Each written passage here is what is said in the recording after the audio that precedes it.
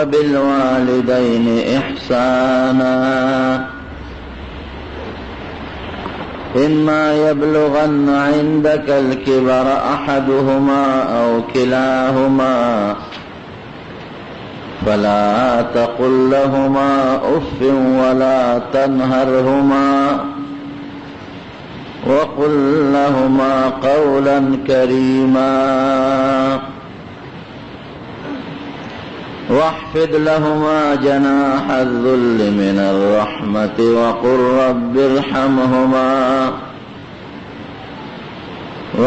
رب ارحمهما كما ربياني صغيرا صدق الله العظيم. رب العالمین پر آیتونو کې په مسلمان د دوه حقونو ذکر کوي. یو حق د رب العالمین خپل دی او بل د بنده دی. د الله په حقونو کې یو لوی حق په بنده دا دی چې بنده به صرف د رب العالمین عبادت کوي. د الله نه ما سوا بل چاته به سر نه ښکته کوي. د خدای نه ما سوا د بل چا بندگی به نه کوي. دا د رب العالمین لوی حق دی په بنده. وقضى ربك ألا تعبدوا إلا إياه. اللہ پاک دا فیصلہ کړی دا چې عبادت به سوا د رب العالمین نه د بل چا نه کوي. عبادت څه ته وایي؟ عبادت دې ته وایي چې یو سړی د الله په حضور کې او د الله په دربار کې ځان انتهایی ذلیل کړي، خپل ځان ډیر زیات ناقص کی او ډیر کمزور وګڼي او الله ډیر لوی ذات وګڼي. دې ته عبادت وایي. غایت التذلل، غایت التخشع فی جناب القدس. دا الله پاک په دربار کې خپل ځان ډیر کمزور ښکارا کول دې ته عبادت وایي. لکه د انسان په وجود کې شریف اندام د انسان تندی او مخ دی او په دنیا کې ډیر کمزوري سیز خاوره ده، نو دا خپل شریف اندام تندی په خاوره الله ته لګول. یا د رکوع په حالت کې سړی څنګه ټیټي ځان یو ذلیله کړي او کمزور ثابت کړي. نو دا خدای په اهمو حقونو کې یو لوی حقدار دی چې بندگی عبادت به فقط د الله کوو، د بل چا به نه کوو. او که یو سړي دا بندگی او عبادت د الله نه ما سوا د بل چا وکړو، د شریعت په اصطلاح کې د ایمان نه وته دی، دته مشرک ویل کېږي، کافر، مسلمان نه جوړېږي. دویم حق چې د هغې نن ستاسو مخکې زه بیان کوم تفصیل سره، هغه د بندگانو په حقونو کې یو اهم حق دی. په ټولو بندگانو کې چې کم ستا رشتہ داران بندگان دي، لوی حق په هغې کې د مور او د پلار دی. هسې خو په عامو بندگانو کې په موږ لوی حق د نبی کریم صلی الله علیه وسلم دی. حکم چې د انسان رشتہ دار بندگان دي او د انسان د نسب تعلق ورسره دی، نو په هغې کې لوی حق د مور او د پلار دی. رب العالمین قرآن حکیم کې فرمائی وبالوالدین احسانا، چې مور او پلار سره دواړو سره ښه سلوک کوي. او بیا فرمائی اللہ اما یبلغن عندک الکبر احدهما او کلاهما. عموماً کہ انسان بوڑھا شي او کمزور شي، دماغ کمزور شي، نو اللہ تا خو پتہ ده چې دا پلار ځواني خدا زوی به خدمت کوي، بلکې رداغه پلار د زویانو خدمت ته حاجت هم نشته. که دا مور ځواني بچی به لګي خدمت بکئی، خو د مور او پلار او د اولاد جنگ بوډاوالي کې شروع شي. لکه چې انسان کمزور شو بوډا شو،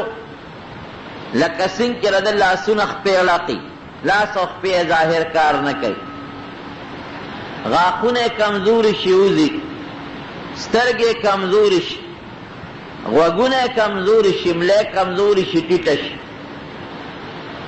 دغه رنګې د زړه او د دماغ هم کمزور شي. د د خولې نه به داسې خبرې وځي چې هغه به مناسب ني، بچې به پې خفه کېږي. نو الله مخکې نه وایي ګورې که مور او پلار دواړه یا یو کس بوډاګان شو او دماغ یې کمزوري شو، څه بد رد یې درته ووایي، نو د هغې په جواب کې ته ورته بد رد ګورې ونه وایې.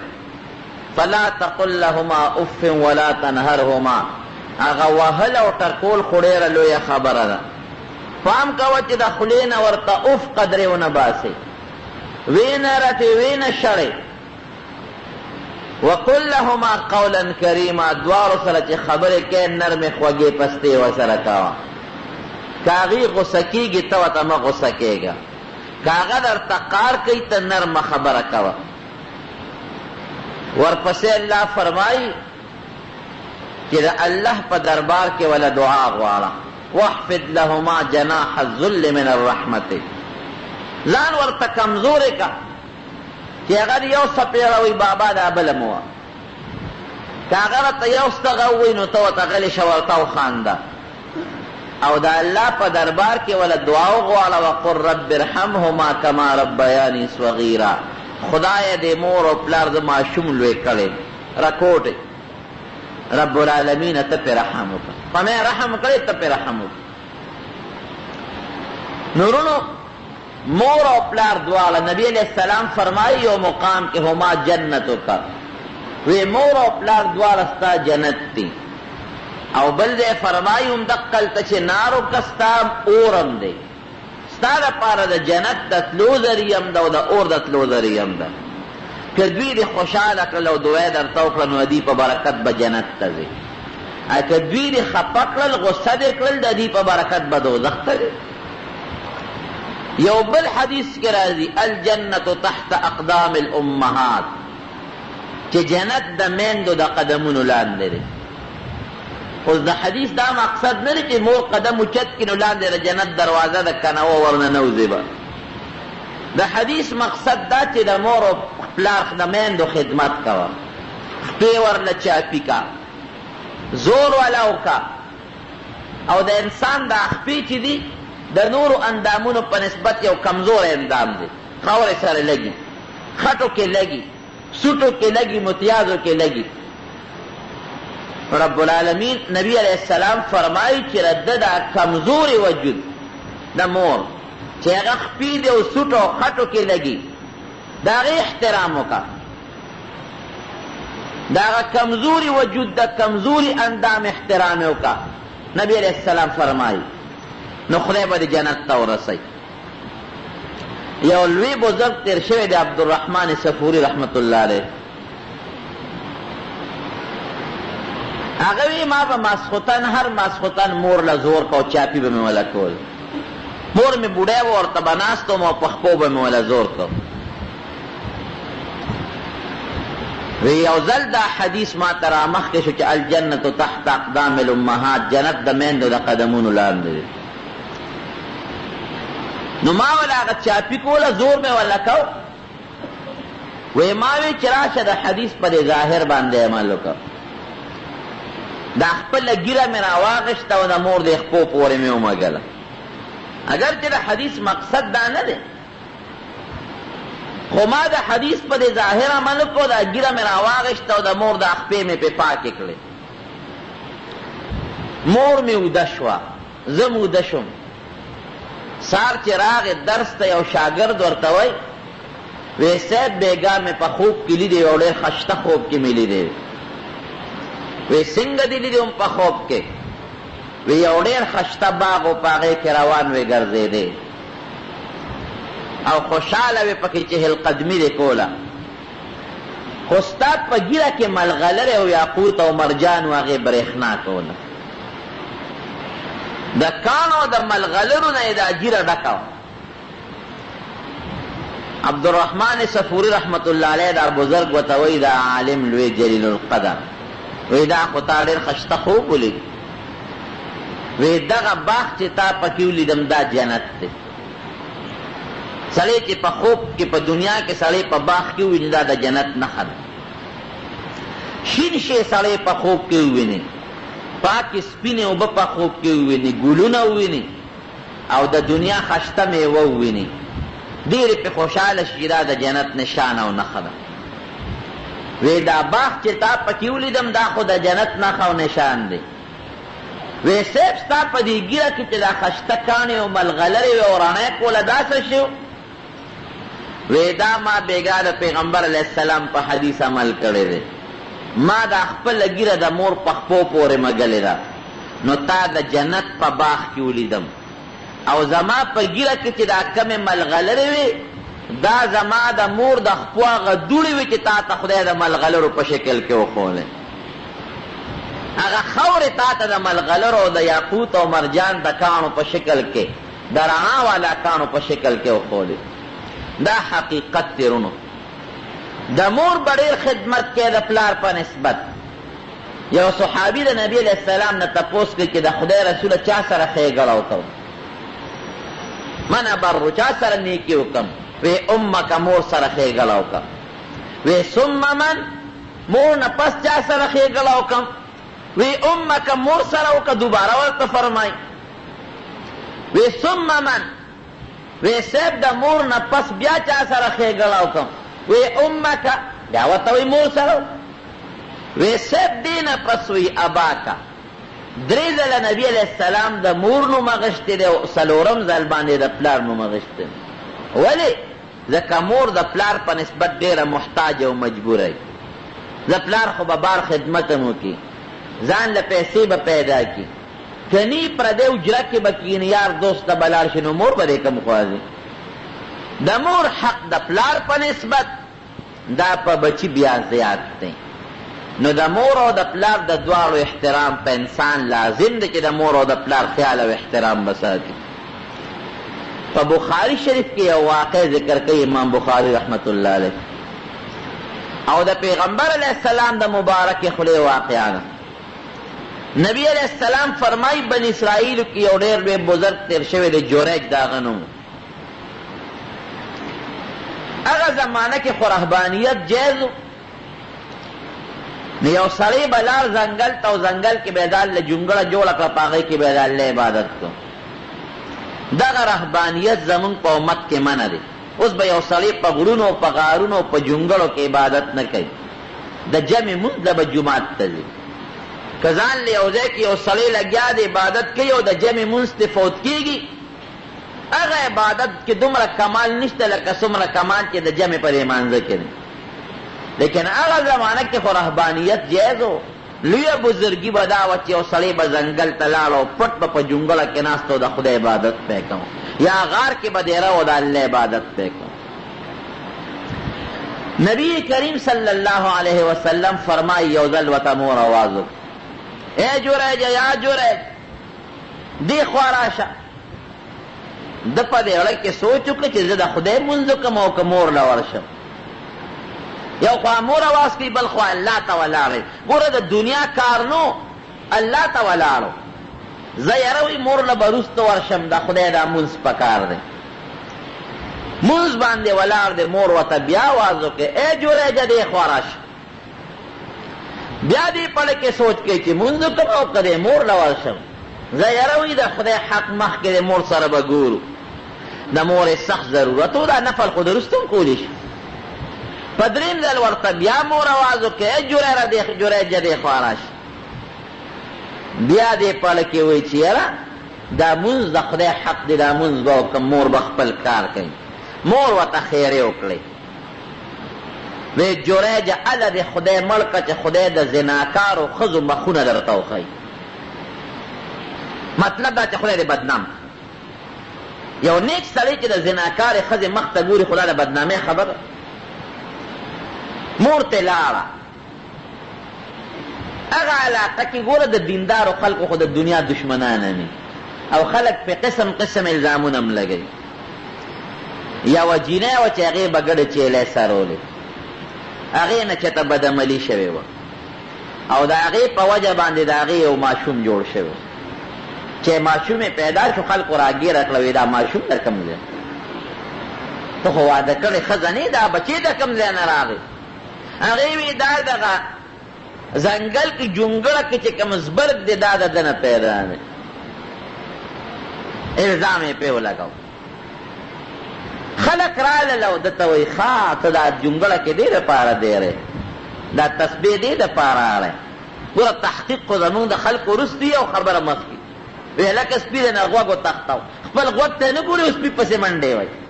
بې تحقیقه مسلمان لګیا دی او په کندو سر. هره یوه خبره چې څوک درته وکړي د هغې له اول تحقیق کوه، نو وروسته په هغې خبره کې لګیا اوسه. دا د انسان فطرت دی چې شیطان کومه خبره ورته لکې واچي تحقیق یې نه کوي، هغې پسې منډې وایي. خلک رالل ښه ته دا تسبیح دی له جونګړه کې دې ته دی رہی چې زمونږ د اخوین دلونه به دلته راځي چیلۍ ګډې به سره یي، ته به ورسره ناروا کړې. داسې کې سی به راویویست د هغه جونګړې نه یې وله روانه کړه او ویر ډبه او ښې ووه او ډېر زیات یې ملامته کو. په دنیا کې نیکانو له خوار قسمه خلک راځي، بلا مریدان یې د دنیا مریدان چې دا ستاسو هغه پیر دی. مریدان هم وایي چې مونږ ته څه خبر یو چې دا شیطان دی. رالل لویه پراپیګنډه جوړه شوه او صاحبه د دنیا خلک رالل، غریب وشرمېد، والته کول وشو، جونګړه روانه شو. خو د ده خبره هم چا نه اورېده. ده وایي یه د خدای بندګانو دا کار ما نه دی کړی. خو بیا چې یو ځل در باندې چا خبره شروع شو نو ستا هغه حق خبرې ته چې بیا خلک یې غوږ دي که نه، وایي چې رښتیا راغلي دنیا دروغ روانه کړي. دا عامه قاعده ده. دی وایي د خدای بدبختو زما خبره خو واورئ که نه. یو هوښیار سړی پکې وایي، هغه وایي لکه رښتیا دی وایي ما اورېده د خبره وهی دی به څه وایي، خو وایي به چې زه پاک یم که نه. اخر یو هوښیار سړی وایي یاره د خبره خو ته واوره چې دی څه وایي. وی څه وایې ته؟ وی ما دا غلطي او دا ګناه نه ده کړې، بې ځایه یم زما بېعزتي وکړه او زه مشرمولم. ولې نه ده کړې؟ دا ښځه چې وایي وی دا ماشوم راولی. ګور دا نبي کریم صلی الله علیه وسلم فرمایي په بخاري شریف کې حدیث، وی دا ماشوم راولی دومره د لوی پایې بزرګ، اخوا دې خوا عبادت ګزار نه دی، دومره د لوی درجې خاوند، د کرامت او د لوی عظمت خاوند راولی دا ماشوم. چې ماشوم یې راوست، جریج ته تپوس کوي من ابوکه، پلار دې څوک دی؟ وایه شابه بچې دې ماشوم نه د تپوس کوم چې د پلار څوک دی. ماشوم ورته پلانکې شپونکې زما پلار دی، د پلانکې شپونکي نه پیدا. خلک ملامته شو، او دا بزرګ مڅه بیسه غریب بدنام که عمره ته معافي ترې وغوښته او بیا ورته خلکو وی صاحب ستا د عبادت خانه اوس د جونګړې په ځای مونږ د سرو زرو جوړو، چنده وله کوو د سرو زرو. وی نه بس هغه چې څنګه وه هغسې جوړه کړې، دا ستاسو غلطي نه وه، دا زما غلطي او ګناه وه، دا ستاسو کار نه دی، دا ما د مور خبره نه ده منلې، د مور هغه خیرې زما په حق کې خدای قبولې کړې. دا د دواړو جهانو د سردار مبارک خبره، باطله قصه نه ده. نو دومره لوی بزرګ چې ماشوم ته وایي د ورونی ماشوم ته، یو څو ماشومانو خبرې کړي دي، یو پکې دغه ماشوم دی. د ورونی ماشوم ته وایي وایه پلار دې څوک دی؟ هغه خبرې کوي. د دې نه لویه بزرګي کیدی شي؟ دا څومره لویه زبرګي ده چې د ورونی ماشوم خبرې نه ورځي، ژبه نشي رقولی، بې د جلا نه بل کار نشي کولی، خندان نشي کولی. هغې ماشوم ته وایي من ابوکه، پلار دې څوک دی؟ او هغه ماشوم بیا وایي پلار مې پلانکی دی. ماشوم ته څه پته لګي چې پلانکی یې پلار دی؟ دا د بل کرامت. یو ماشوم که لوی شي نو هغه ته د پلار پته نه لګي تر څو چې مور یا بل چا ورته نه وایي چې دا ستا پلار دی. نو یو کرامت دا چې ماشوم خبرې کوي، دویم دا چې ماشوم پلار ښیي دا لوی کرامت دی، دومره د لوی درجې بزرګ، لیکن د مور خبره نه مني، د مور خیرې د هغه په حق کې خدای پاک قبلوي. د دواړو جهانو سردار مبارک فرمایي. نو د مور او د پلار به ډېر لوی حاس کې قدر به یې کوې. ولې به یې قدر کوې رونو؟ څومره خواري د سره کړې ده. زه اوس وایه قرآن کې الله فرمایي مور په ګېډه څونه موده ګرځولې، ته به یو خپل ماشوم بچې په شا وګرځې، څونه موده په ګېډه ګرځولې. بیا د ماشوم هغه پیدایش څومره لوی تکلیف وي، بیا ماشوم له هغه پی او هغه خوراک ورکول څونه ګران کار دی، بیا د ماشوم هغه صفۍ او پاکوالی څونه ګران کار دی. د شپې به د نیمې شپې ماشوم را پاسي جلا به جوړه کړي، مور به ورسره ویښه شي. دې ته وګوره که نه ستا نه پیدا دي څونه دې پهله خفه کېږي. دغه رنګې ته هم د چا زوی تا باندې هم د مور او پلار ورستړی شوی دی که د مور بیا څومره رحمي د پلار په نسبت. اکثر چې مور او پلار دواړه ویښ شي نو پلار یې ښځې ته کنځل شروع کړي، مور ته وله کنځل شروع کړي. ماشوم نه قلاره هغې غریبې په قص خو نه دي جوړولی، خو چې سینګتې د خوبه ویسته هم د خوبه ویسته که پلار څونه غوبل جوړ کړي. ماشوم دې په جړا کو دی جړو، مونږ پې د خوبه وباسې، دې نه قلاره غصه شي ورته څپېړه دویم وایي. نو دا د مور غلطي ده، د ښځې غلطي شوه. دې د خوبه ویسته، هغې هم د خوبه وویسته. هغه به مور را پاسي په نیمه شپه کې هغه ماشوم متیازو له بوځي، وی وینځي، جامې ورته واچوي، رانجه مانجه او خوشبویي پې پورې کړي او بیا ورسره خاندي، خوشحالېږي، خوب ته خپل هېري.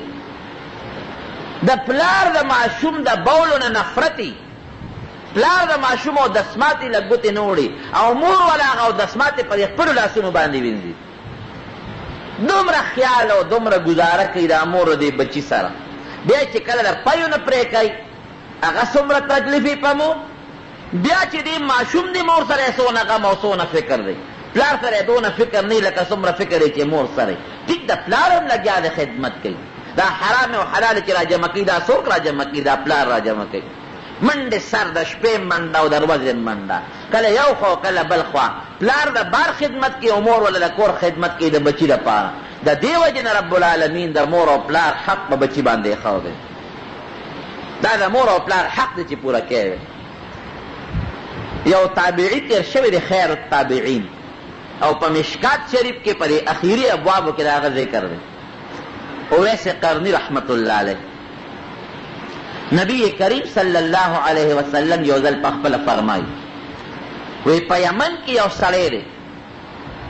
قرن قبیله کې اویس د هغه نوم دی او ډېر غوره انسان دی او بهترین انسان دی، لوی شخصیت دی. یو صحابي ورته وایي چې د خدای رسوله دومره نیک بزرګ شخصیت دی، لوی شخصیت دی، دې ستا ملاقات له ولې نه راځي؟ چې د پیغمبر علیه السلام ملاقات ته راغلی وی خو صحابي به ته جوړ شوی و. د صحابي خو ډېره لویه مرتبه وي. د دنیا ټول تابعین او بزرګان او عالمان چې یو ځای کې د صحابي د خپلو دوړې ته نه رسي. وی چې دومره لوی د نیکو خاوند دی او ډېر لوی سړی دی، نو دې ستا ملاقات له د خدای رسوله ولې نه راځي؟ وی د مور د خدمت د وجې نه زما ملاقات د نشي راتلی. بوډۍ مور یې د هغه خپلې مور خدمت کوي، په دې وجې زما ملاقات له نه راځي. یو صحابي د پیغمبر علیه السلام نه تپوس وکړ، وی د ده نښه سره او پیژنګلو یې څه ده؟ وی اویس یې نوم دی او په یمن کې د قرن قبیلې اوسېدونکی دی او دی نښه ده چې د دواړو اولو په منځ کې یا په دې مټ باندې به د برس د برګي یو نښه به یو نشان به او مستجاب الدعوات ته چې څوک ورغی او هغه لپاره دعا وغوښته نو خدای پاک به دعا قبوله کړي، د هغه په حق کې به خدای دعا قبوله کړي. او پیغمبر علیه السلام یو وصیت هم وکړ، د نبی علیه السلام یو چپن وخت دا چوغه چې ورته تاسو وایه مبارکه، وی که د چا ملاقات د سره وشو د ما دا چپن وله ورکړي. د نبی علیه السلام د وفات نه پس د یو څو صحابو ملاقات ورسره شوی د ده په علاقه کې تپوس وکړه دلته څوک اویس شته په دې قرن قبیله کې؟ وی او یو سړی دی اوښان سری او د اوښانو سرولو والا سړی دی ځنګل ته ځي راځي چې دی وسره ملاقات شو خبره اترې وسره شو پاغه صفت او چې کم صفت نبی کریم صلی الله علیه وسلم بیان کړی. بیا ته دا صحابي تپوس کوي وستا د پیغمبر علیه السلام سره ډېر محبت ته ویو وی تی ملاقات لا ولې نه راتلې وی ډېر زیات د نبی علیه السلام د ملاقات په ارمان وی زما لکه بل یو ارمان نشته د جنت ارمان زما په لکه دومره نشته لکه څومره ارمان چې زما په لکه د نبی علیه السلام د ملاقات دی ولې نه راتلې وی زما بوډۍ مور او د هغې د خدمت ته وجه د هغې بل سکونه چې د هغې خدمت ته مې پرېښی ځکه نیم ترغلی د دې صحابي په لکه دا خبره اسې تېره شوه چې یاره د مور خدمت څه دومره لویه خبره خو نه ده وی ستاسو دی ورته وایي وی ستاسو د نبی علیه السلام سره محبت او مینه وه د صحابه ورته وایي وی یو ډېره زیاته وی د هغې څه نښه او څه دلیل دی وی د هغې دا دلیل دی چې مونږ د هغه په حضور کې ډېر جهادونه کړي دي او د پیغمبر علیه السلام په اشاره مونږ خپل سرونه قربان کړي دي واقعي دا لوی محبت وی یو تپوس ته نه کوم د نبی علیه السلام د احد په غزا کې په جهاد کې کم غاښ مبارک مات شوی دی کم غاښ یې زخمي شوی دی کم اوتی دی کم مبارک غاښ مات شوی دی هغې صحابو ته دا پته نه لګي د دې نه نو خبر انسان دې پته ورته نه لګي وی ستاسو خو عجیبه محبت دی د پیغمبر علیه السلام سره د خپل محبوب د غاښ نه نه یې خبر چې کم غاښ یې مات شوی دی وی قسم می دی چې کله زه خبر شم چې د نبی علیه السلام په یو جهاد کې غاښ مبارک شهید شو او مات شو وی ما وی چې ښه د نبی علیه السلام په مبارکه خوله کې به غاښ نه و زما په خوله کې بی نو ما وی دا غاښ بی نو مې وسته بیا مې وی اسې نه چې دا بل مې وویسته بیا مې وی اسې نه چې دا بل غاښ د نبی علیه السلام نی او زما وی د ځان نه مې دا 22 واړه غاښونه ایستي وي دا راته یقین سره پته نه وه چې د نبی علیه السلام کم غاښو دی نو ما ورپسې دا ټول غاښونه وویستل دغه مې د حضور پاک سره محبت او مینه لیکن نبی کریم صلی الله علیه وسلم د ده متعلق فرمایي صفت یې کوي او وی ولې نه راځي ماله د مور د خدمت ته وجه یو حدیث کې دی اگر چې د حدیث زمونږ د علماو په نزد داسې ډېر د اوچتې درجې نه دی او د فضائل و باب کې بیان کافی دی چې نبی علیہ السلام یو پیشنگوئی ورکړی ده چې د به عبادت پټ کا او پټ هیڅوک یې نه دي خبر کړی د خپل عبادت نه سوا د فرض مون نه باقي عبادت د چا نه دی لیدلی ډېر خفیه او پټ به د خدای عبادت کو وی د هغې به والا الله یو صله او اجر ورکوي د قیامت په ورځ به خدای د ده په شکل فرشتې جوړېږي په زرګونو فرشتې او دی به د هغې فرشتو په صف کې دننه کې او جنت ته به داخل دا ټول فضیلتونه چې د ده متعلق راځي دا فقط د مور د خدمت ته وجه حضرت ابو هریره رضی الله عنه چې د نبی علیه السلام صحابي دی ګوره د دین مسله دا ده چې د یو انسان مور او پلار که کافر مې دی به خیال ساتي مسلمان خو لویه خبره د کافر مور او پلار خدمت بم کې خیال به ساتي او زمونږ د فقه یو کتاب د شامی هغې یو جزیه لیکلې ده وایي که یو سړي مور او پلار کافر یو ګرجې ته ځي نو بوځی به نه خو که دوی ګرجې ته تلي عبادت لا او د راتلو نی نو د پشی د ګرجې نه راوړی شي لاړ شه ورسره د هغه ګرجې نه پشا راوړه بوځی مه دی کفر عبادت لا چې ځي په خپله به دې کوي چې ما بوځه وی نه بوځم په دې د خدای نه نیسي خو که دې تلي او د راتلو نی نو پشی د عبادت خانې نه د هغه کفر د عبادت خانې نه پشا راوړی شي نو د ابو هریره رضی الله عنه مور و کافره وه دې خو صحابي دی د نبي علیه السلام نو هغې به هر وخت دې وهه چې کور ته به ورغی هغې به پې څپېړې را کېښودې یو څو څپېړې به وه او په دې به یې وخت چې تا ولې د پلار نیکه دین پرېښی واپس کافر شي حضرت ابو هریره رضی الله عنه دا چېرته صحابو کې چې یو ځل ایمان ورننوت خو هغه ایمان و که نه یو ځل کور ته لاړ او مور ته ور مخامخ شو چې ور مخامخ شو مور ورته یو څو څپېړې ورکړې داسې ووخت چې دې ته په ژړا راووته او مور ورپسې د کوره راووته ودرېږه وایي چې برابر دی کم حضرت ابو هريره رضی الله عنه مشر سړی دی ته مخکې د مور ورپسې نه کوتک ورپسې مور راغشتې دی او د مدینې منورې په کوڅو کې د منډې وی دی مخکې د مور ورپسې ده او جاړي راغی نبی کریم صلی الله علیه وسلم ته پیغمبر علیہ السلام په مسجد نبوی مبارک کې ناست دی وی د خدای رسوله زما د مور په حق ته ولې دعا نه کوې چې خدای زما مور مسلمانه کړي هر وخت مې کنځیره ټیمې وینې اوس یې بیا ووالم او د کور نه راپسې را روانه ده خو کمزوري بوډۍ ده او د ځوان یم رامنډه مې کړې دغه د جي را روانه ده چې نبي علیه السلام وکتل مور سره یې غټ کوتک په لاس کې دی او را روانه ده جومات ته ورپسې راځي وی خدای د خدای رسوله ګیله مې ده در چې دعا وکړه خو د نبي علیه السلام د مبارک خولې دعا وه فورا د عرش سره ډغه راوواله مور سره کوتک ته چې جومات ته رانږدې شوه کوتک یې وغورځو وی سیب دقه ده راله چې راله جومات ته کېناسته نبي کریم صلی الله علیه وسلم ورته وایي فلان کې د ابو هریره مورې څنګه رالی څه پسې رالی اوس کوتک ورپسې دی زوی وهلو له راغلی او وهلم د ابو هریره مورې څنګه رالی څه پسې رالی وی د خدای رسول اسلام لرالم ما ته ایمان وښایه هغه وخت کلمه د اسلام وی خدای مسلمانه کړه که د دې ابو هریره رضی الله عنه د مور سره روانه وي او مور یو ډب ورکوه دې دوه ورکول ده هغې ورته یو کنځل کولې او ده ورته دوه کولې مور ته به اسلام نصیب شوی و چتم نه خدای پاک چې مور ته اسلام نصیب کړي او مور یې رب العالمین مسلمانه کړه دا هم د دې ابو هریره رضی الله عنه د هغه خدمت ته برکت دې ښه خیال وساته مور سره گزاره وکړه او د نبي علیه السلام نه ولا دعا وغوښته خدای پاک یې مور ته ایمان ور نصیب د پیغمبر علیه السلام زمانه د یو صحابي بیمار دی نبی کریم صلی الله علیه وسلم د هغه صحابي تپوس ته ورغی چې تپوس ته پیغمبر علیه السلام ورغی هغه غریب په مرض موت کې د وفات بیماري یې ومړ کېده د مسلمانۍ دا طریقه ده چې څوک مري نو ته به ورته تلقین د کلمې شهادت وکړي داسې به ورته وایي چې اشهد ان لا اله الا الله واشهد ان محمدا عبده ورسوله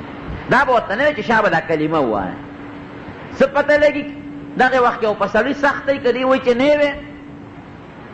هسې ورته د شهادت کلمه واوروه نو چې پیغمبر علیه السلام ورغی نو نبي علیه السلام ورته د شهادت کلمه اورول شروع کړو د هغه پې ژبه نه خوځېده نبی علیہ السلام بار بار د شهادت دا کلمه ورته وایي د هغه پې ژبه نه خوځي نبی کریم صلی الله علیه وسلم ډېر هوښیار شخصیت تپوس یې کوي دې سړي څه ګناه کړې ده او ډېره خطرناکه ګناه کړې ده ځکه زه ورته د شهادت کلمه وایم چې نبي علیه السلام یو ځای راشي خو شیطان هم تښتي زه د شهادت کلمه ورته وایم او د ده پې ژبه نه خوځي تپوس وکړې دنه یو خطرناکه سنګینه ګناه شوې ده چې د مور نه ولا تپوس وکړه نو مور یې وی او یو ګناه ته شوې ده هغه ده چې زما ډېره زیاته بېعزتي کړې ده د واده نه مخکې ما سره ډېر ښه او ډېر جوړ و زما به یې خیال ساته خو چې کله یې واده وکړو نو زما بېعزتي کوي اوس ما وهي د ښځې دپاره ما ته کنځل او ستغې سپورې کوي ما نه دی بخلې ما ورته د خپل حق نه دی بخلی پیغمبر علیه السلام ولا هغه مور ته سفارش وکړه چې ګوره زه درته سفارش کوم او دا بچی دی وبخ وی د خدای رسول الله مې نه غواړي ما سره ډېر ظلم او ډېر زیاتې کړی دی او دا حقیقت دی ګوره بعضې سړي ډېر ښه سړي وي خو چې واده وکړي نو په بل طرف شي بیا د مور او پلار او د هېڅ چا هم خیال نه ساتي زموږ مولوي صاحب د خدای وبخي هغه به وي چې سړی واده وکړي که نه بیا مور اله او خور بله او ښځه نعمت د خدای تعالی مور او خور اله او بلا شي او ښځه د خدای نعمت شي بیا ټیک ته د ښځې خپل حق دی پته د هغې به خپل خیال ساتي او د مور او د پلار ګورې خپل حق داسې به هم نه کوي چې د مور او پلار دپاره د ښځې خیال نه ساتي او ښځې سره ظلم کوي دا هم غټه ګناه ده بعضې خلک بیا داسې کوي د مور او د پلار د وجې نه ښځه اویزان دی نه یې ښځه کوي او نه یې پردی کوي دا هم ډېر ډېر سنګین جرم دی ښځه خو خاوند ته ناستی مور او پلار یې پرېښي د خاوند د لاس لاندې چې دی پې څه کوي نو ورسره کولی شي نو په ښځه بم ظلم نه کوي. ګورې ښځې کمزورې څیز دی. پیغمبر علیه السلام فرمایي دا ښځې د خدای په حکم ستا په عقد کې راغلی دي، نو که دې سره هم ظلم وکړه د قیامت په ورځ بیا درنه خدای تپوس کوي. د ښځې به هم خیال ساتئ. بعضې مور و پلار هم قمقلي په بېځایه خبرو به زوی راټینګ کړي، شا به دا ښځه دې ووهم، لمسون به ورته کوي، شیطانت به ورته کوي، د ښځې باندې به ظلم کوي. نه داسې دې هم نه کوي. مورې که ستا څه حق وي ما ته وایه، بابا که ستا څه حق وي ما ته وایه، هغه به کوم. او ښځه زما لاس ته ناسته را دي غریب دی کور کې څوک دي، د هغې به خپل حق ساتم. مور له به جدا جوړه راوړئ، ښځې له به جدا راوړئ. مور له به جدا خوراک راوړئ، ښځې له به جدا خوراک راوړئ. ښځې سره به هم ظلم نه کوي. هغه تا ته محتاجه ده چې ته پې څه کوې ورسره کولی شي. نو دنیا کې خو به ورسره ته ظلم وکړي، لیکن لوی خدای دې په سر ولاړ دی. د قیامت پر ورځ به د نه خدای پاک د هغه ښځې بیا تپوس کوي. د ښځې دپاره به د مور او پلار بېعزتي نه کوي، او د مور او پلار دپاره به د خپلې ښځې بېعزتي نه کوي. د دواړو خپل مناسب حق دی او د هغې به پوره خیال ساتي. یو مسله کې دا راځي که مور او پلار درته ووایي چې ښځه پرېږده نو پرېږدې به، لیکن هغه علما لیکي هغه وخت کې چې ګناه د ښځې وي. دا ښځه ستا د مور او پلار نافرماني کوي او دا ښځه تا د مور او پلار حق ته نه پرېږدي. که ته د دې ښځې خیال ساتې او د دې سره ګزاره کوې د مور او پلار نه عاق کېږي، مور او پلار دې عاق کوي او نه بخیلې نه، د مور او پلار حق تلفي نه کېږي، بلکل جوړه نه کېږي، ته ډېره ګزاره کوې خو نه کېږي. ښځه دې جدا که د مور او پلار نه، د مور او پلار جدا خیال ساته او د ښځې جدا ساته. او که د ښځه دې ډېره شیطانه وي، بل کار یې نه بې دې نه چې ستا د مور په سر او د پلار په سر درته غیبت کوي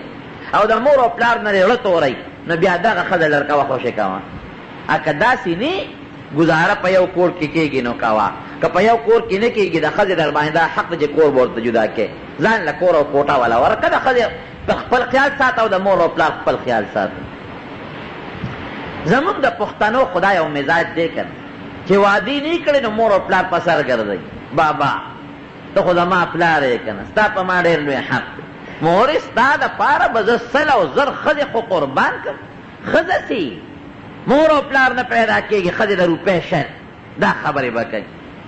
ښځه حلالي دي نه چې ښځه وویني که نه نو مور بیا سپی شي او پلار سپی شي، بیا کوتک به پسې راوالي او دربی یې بیا. دا حقیقت دی. ګوره دا راته زه خپل چې شمدید واقعات بیانوم، قسم دې ما د ښځې م راغلي دي. یو وخت کې داسې یو بوډۍ ښځه مې ولیده، یو بوډۍ چې داسې دا کونټۍ ورسره وه، داسې دا کونټۍ او په ټیټه ملا روانه وه، چوکه ورسره وه، همسه په ټیټه ملا روانه وه. ما ته ویې استاد خیر دې ترورې څه چل دی؟ وی ته ما ته وګوره. چې مې ورته وکتل دا لاسونه یې تړلي وي، دې نه یې ټوکړې تاو کړې وې، ټوکړې، او دا لاسونه یې وینې وینې وو. دا څه چل دی ترورې؟ درز یې خوړلی دی. وی دا هغه ظالم والم زوی والې وه، راوی پر ظلم را باندې لتې وخېجولې او دا ټول وجود یې راله وینې وینې کړی. الله اکبر. مې دا بوډۍ مور دې له خو چې اسم د چا لاس نه ورځي، دا دومره که دا خپله مور نی او پردی مور یو څه ظلم به در سره وکړي، خو یو دوه خبرې به یې درته کړي که والې خو دې نه شي، کنځلې خو دې نه شي. ظالمه دومره ظلم دی وکړه ورسره. او دقسې یو بوډا بابا هم راله راغلی دی زمونږ د دې علاقې. ته یقین وکړه چې لاسونه او اندامونه یې وینې وینې، لاس او اندام یې وینې وینې، او ما له راغلی دی چې زوی ووالم. ولې ووالې؟ بس وی والم. او وی په خوله یې راله وینې را ماتې کړې، په خوله. سپینګیري پلار، دومره زموږ خلکو کې حیا نشته چې پلار به بیا د ګیرې نه نیسي. سنت سیز ګیره د پیغمبر سنت، د هغې نه به پلار راونیسي. او سپینګیري پلار بدبخته دا خو که ته د شرمخ خړه ستا پړه کې وي شرمخ، نو هم به پلار لا چا ګوتې ورنشي. مولوي صاحب د خدای پاک وبخښي، هغه یو قصه کوله. یو سړی یې یادو، هغه سړی مړ دی، ما ته یې ښودلی دی، او هغه پلار یې مړ دی، شته دی نه. وی زمونږ دلته کې د زوړ کور سره خوا کې چې زه د خپل کوره راووتم، یو سړی دی او د پلار په سینه د پاسه ناست دی.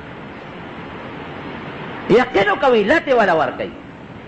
او د دې ګیرې نه یې پلار نیولی دی، او سپینګیري پلار یې دی، د ګیرې نه یې نیولی دی او لټې وله ورکوي، د پاس نه پې خېجي او ورته څه وایي؟ یاره خونو ډېر غټ دلی خو ارمان چې پلار مې نو پلار مې نور ډېر غټ دلی او لتې والا ورکوي وایي ما ته یې غزوې پاس او یو دوه څپېړې مې موله ورکوي پلار مې ته خلاص کړ مولوي صاحب د خدای وبخښي هغه قسم دی دا خبره په درس کې څو ځله مونږ ته کړې ده او هسې عامه هم کړې ده وایي ما ته یو واقعه یاده شوه دغه پلار چې د زوی را پرځولی وایي په دقه دی یو ځل زه راووتم د کور نه او دغې سړي خپل پلار هم دقلته را پرځولی او په سینه وله ناست و هغه خپل پلار د ګینې نه نیولی دی او همدقه الفاظ هم ورته وایي لتې وله ورکوي او ورته وایي یاره ارمان نو ډېر غټ دلی پلار مې ګنې ډېر غټ دلی وایي د مټه مې ونیوه پلان کی خرپکېږه ما یاد مې دي یو وخت کې چې په دې ځای تا خپل پلار را پرځولی یو لیش نه اخوا او نه دې خوا خو چې کوم ځای تا پلار را پرځولی او څه دې ورته ویلي دي زوی هم هلته را وپرځولی او مخکې درته و دا ګورې بدلېږي نه که ته وایې نن مې پلار ته کنځل وکړل او زه به ځم اوچت سترګې به ګرځم نه دا شمېره ځان سره چې پلار دې او یو کال او تا ورته کنځل کړي دي چې یو لرسې زوی به درته کوي ځان سره نیټه حسابوه کوم ځای چې د پلار بېعزتي کړې ده هم هغه ځای له ورده چې هغه ټیم لرسې هم دقه ځای به دې بېعزتي کېږي یا به دې په زوی کېږي او که په زوی کې نه په بل چا به دې کوي خو خامخا به دې خدای پرېږدي دی نه ولې ظلم کوې د پلار او مور سره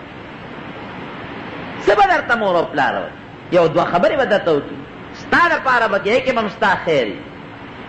مور به درته یو دوه خبرې وکړي ستا خیر به یې پکې درته وایي جواري مه کوه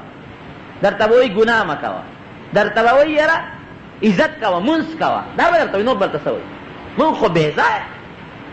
قسم دې درم د دې خلکو نه جوړ شوي دي درندګان یو زنانه ما راغلی دی یو کلي دا دیني مسایل خو پېښې خاوند وله طلاق ورکړی څه زمانه مخکې خاوند نیم بیا راغی هغه سخر خواښې هم راغلل د هغه هلک هغه پلار او مور هم راغلل هغه وایي ما نه دي ورکړی خیر هغه خبره مې چې صفا شي چې راغلل طلاق دې ورکړی دی هلکه په څه دې ورکړی دی ښځی وایي وی صاحب په بل څه نه وی ما ورته وی د سهار وخت و چې پاسه مونځ وکړه مونځ د مانځه وخت و مانځله مې دا بدبخته پاسه و چې مونځ وکړه نو د ما ته 3 کاڼي راوغورځول طلاق یې راله راته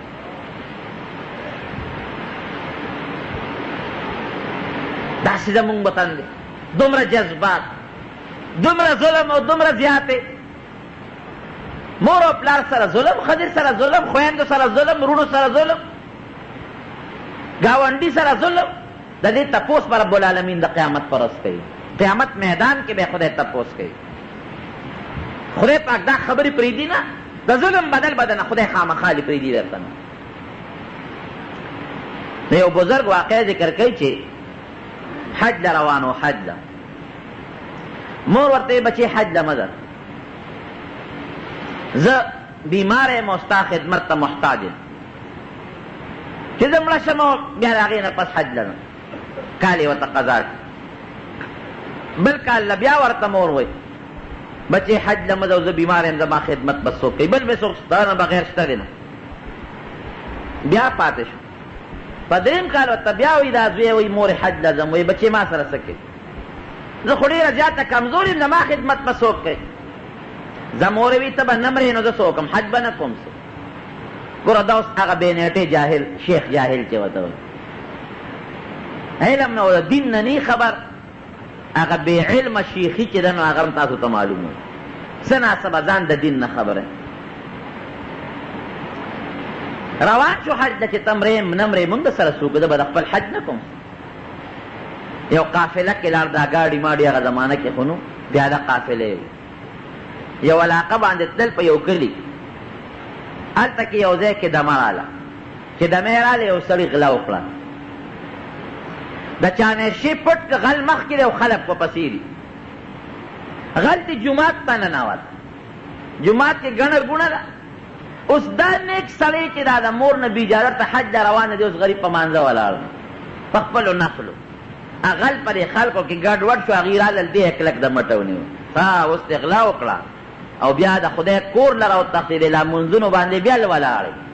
دوی زه څه خبر یم زه خو وختي راځه خو د پلان کې نه اوس دې زموږ مخکې هغه دی نه ده بټوره پټه نه کړه ظالمه غلا کې جومات ته تښتې او جومات کې بیا لا په مانځو درېږي مونځ هم بدنامې دوی زه څه خبر یم غریب چغې وای وای وای قافلې والا وایي زموږ ملګری دی د فلانکې علاقې د حج روان دی ویل سوال نه پې قاضي لی بوت دوه ګوان پیش شو جي دا دی عمده سړی دی جیل ته بټوه پټه کړ ابله مجده سړی دی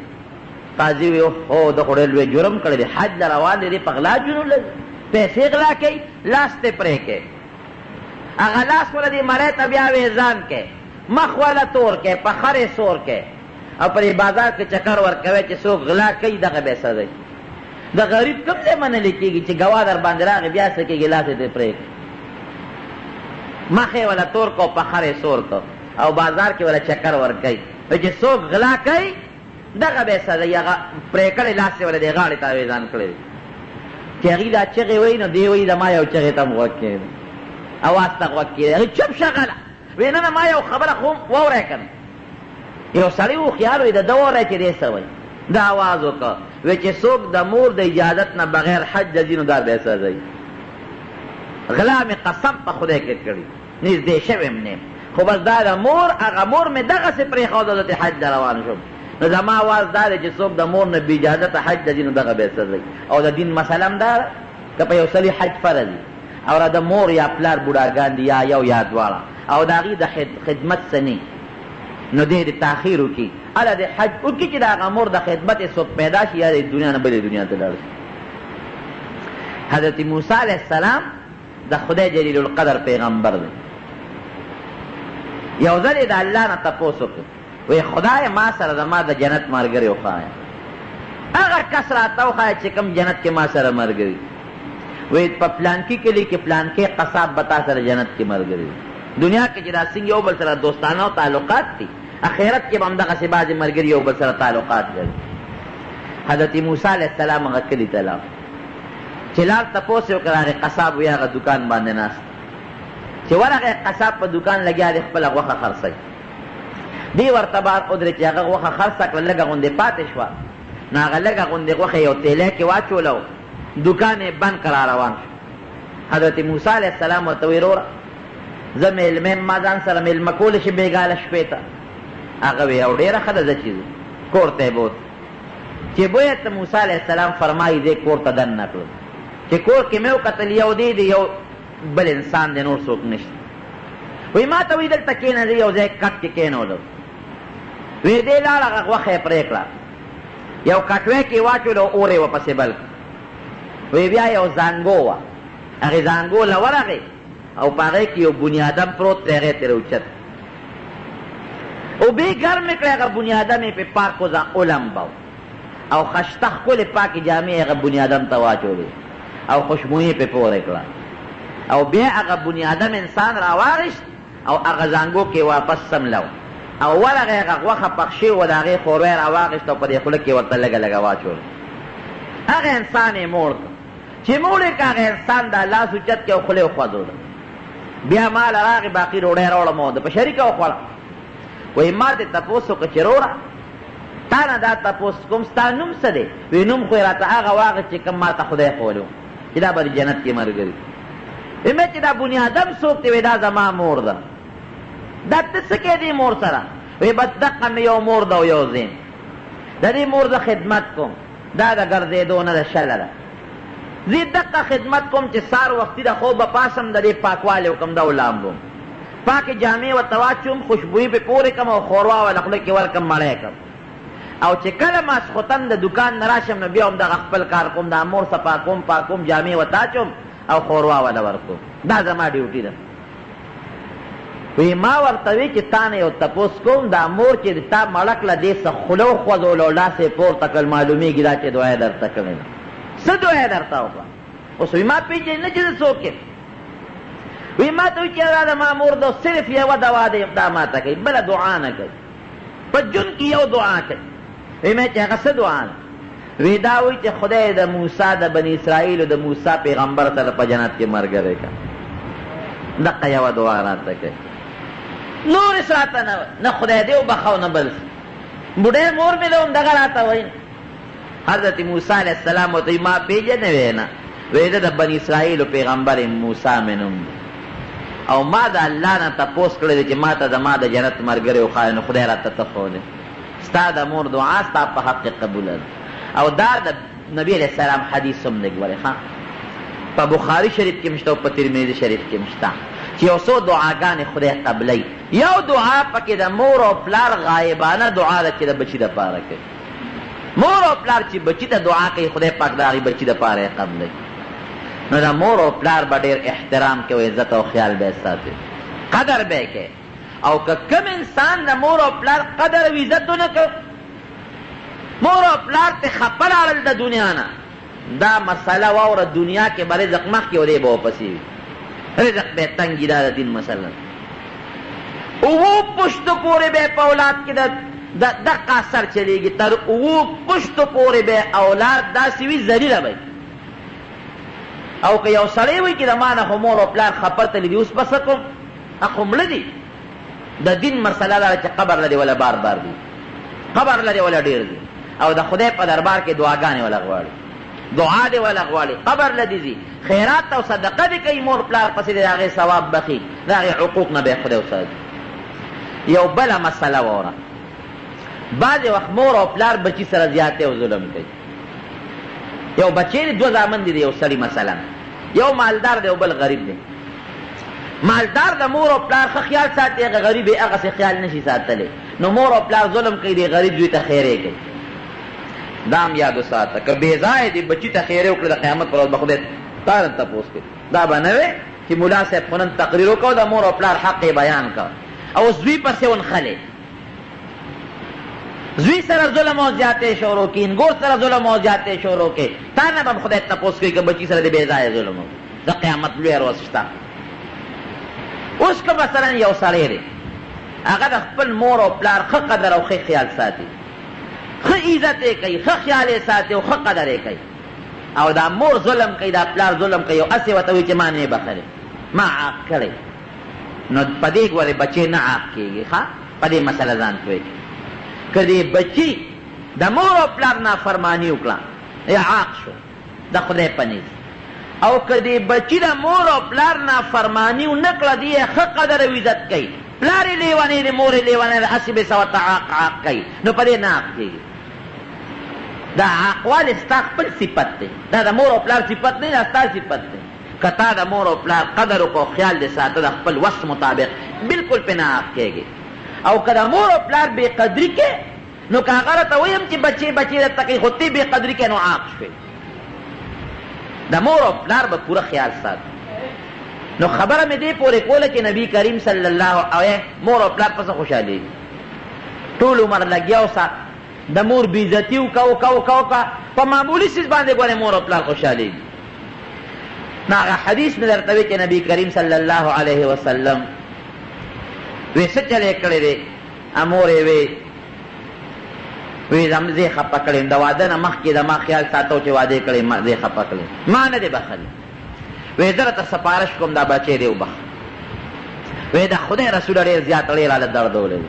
نه یې بخم. وی ګوره که ته ونه بخې د جهنم اور له به ځي، وی خدای دې ورته دوه ځله بوځي، زه مېړه دردولی چې ځي او زر ځله دې ورته لاړ شي. خفه یې مور او پلار کا. پیغمبر علیه السلام یو هوښیار شخصیت ورشه وی خشاک راوړی، په صحابه باندې خشاک را جمع، چې خشاک یې را جمع کړ، مور ورته وایي څه کوې پې؟ وی دا بچی دې سوځوم په دې اور کې. ولې سوځی صاحب؟ نو وی تا نه دي بخلې، خو چې اوس یې سترګې پټې چې نیغ په نیغه دې اور له روان دی که نه، د دې نه خطرناک او سخت اور له روان دی. نو د ده دا عذاب درته لږ په سترګو ښیم چې کم اور لدی چې یو پوټې ته د خپل بچی هم لږ په اور کې ووینې که نه. مور بیا هم مورې وی ښه اور له به ځي، وی او وی دا د خدای رسول او مې بخه. ګوره په معمولي سي مور څونه ته خفه کې ځکه نه چې دا ټول عمر دې مور خفه کړې ده.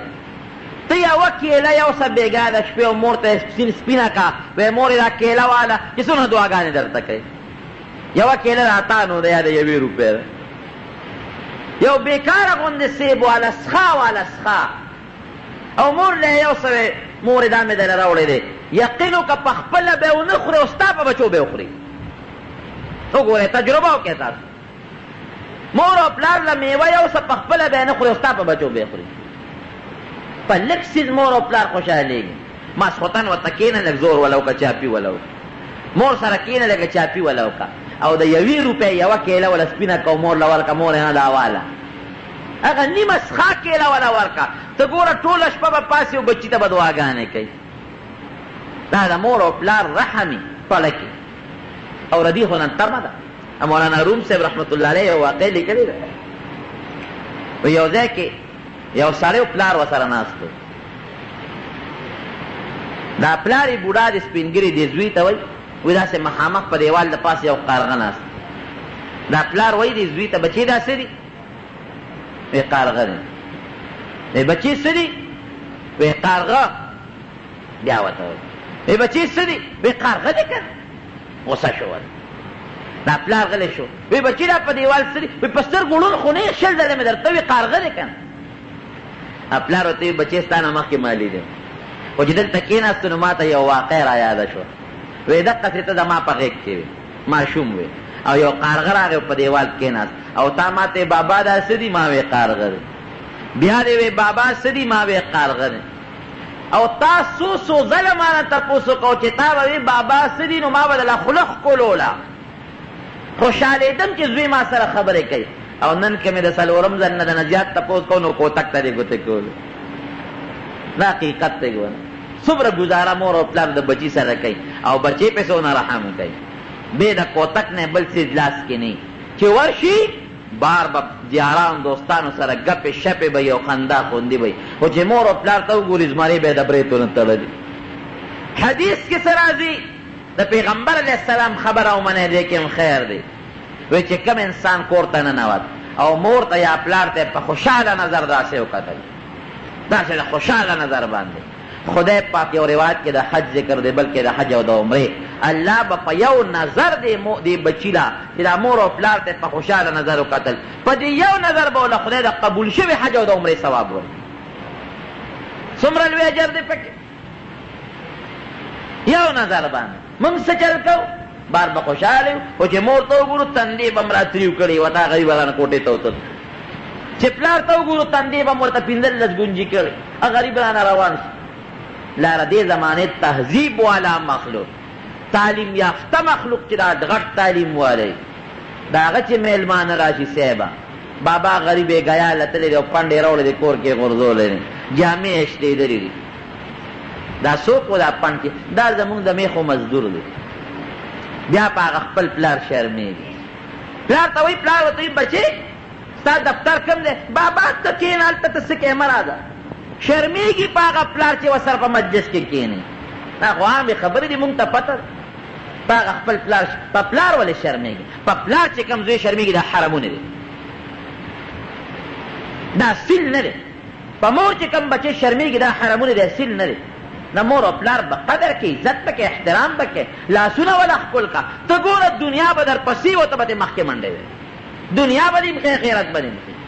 مور او پلار درته دعاګانې کوي ستا لپاره دې نه جنت بل نشته د دواړو جهانو د سردار مبارک وینا ده زما خبره نه ده نو ډېر خیال ساتئ او ډېر عزت کوئ د مور او پلار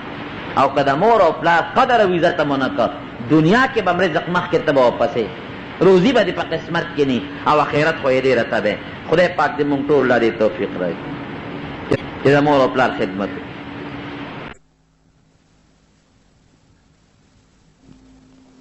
د هر قسم اسلامی کیسټو د ملاویدو پته یاد ساتئ ایوب اسلامی کیسټ مرکز د قصه خوانی بازار شاته پیښور ښار